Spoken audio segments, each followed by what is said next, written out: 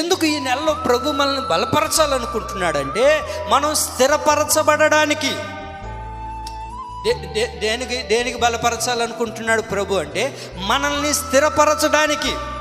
ఏదైనా దేవుడు కార్యం చేయకపోతే అటు వెళ్ళిపోవడం, ఏదైనా దేవుడు కార్యం చేస్తే మరలా దేవుడి కాడికి రావడం.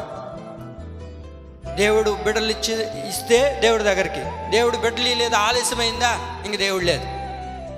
కొంతమంది చూడండి, ఒక స్థిరత్వం ఉండదు, అటు ఇటు తిరుగుతూ ఉంటారు లోకంలోనికి మందిరంలోనికి, ఆ గుడికి ఈ గుడికి ఈ గుడికి ఆ గుడికి అన్నిటికీ తిరిగి తిరిగి తిరిగి తిరిగి ఉన్నదంతా దారపోసుకొని చివరికి మందిరానికి వస్తాం. మరలా దేవుడు ఈ నెలలో ఎందుకు మనల్ని బలపరచాలనుకుంటున్నాడంటే మనల్ని స్థిరపరచుటకు.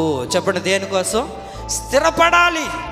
స్థిరత్వం లేదు కొంతమందికి, చంచల మనసు, స్థిరమైన మనసు లేదు. దేవుడు ఉద్యోగం ఇస్తే దేవుడు, లేకపోతే దేవుడు లేదు. దేవుడు కార్యం చేస్తేనే దేవుడు, ఆ కార్యం చేయలేదా ఇంక దేవుడు లేదు. దేవుడు ప్రియులరా, ఈ నెలలో ప్రభు అంటారు, నువ్వు స్థిరంగా లేవు, స్థిరంగా నిలబడట్లేదు, ఆత్మీయతలో స్థిరత్వం లేదు, ప్రార్థనలో స్థిరత్వం లేదు, భక్తిలో స్థిరత్వం లేదు, ఏ విషయంలో కూడా ఒకవేళ స్థిరత్వంగా లేకుండా నడిపించబడుతున్నాం. అందుకనే ప్రభు అంటారు, నేను నిన్ను బలపరుస్తుంది ఎందుకో తెలుసా? నీవు స్థిరపడడానికి. చెప్పండి, దేనికోసం? స్థిరపడడానికి. స్థిరత్వం లేకపోతే మన జీవితాల్లో అభివృద్ధి రాదు.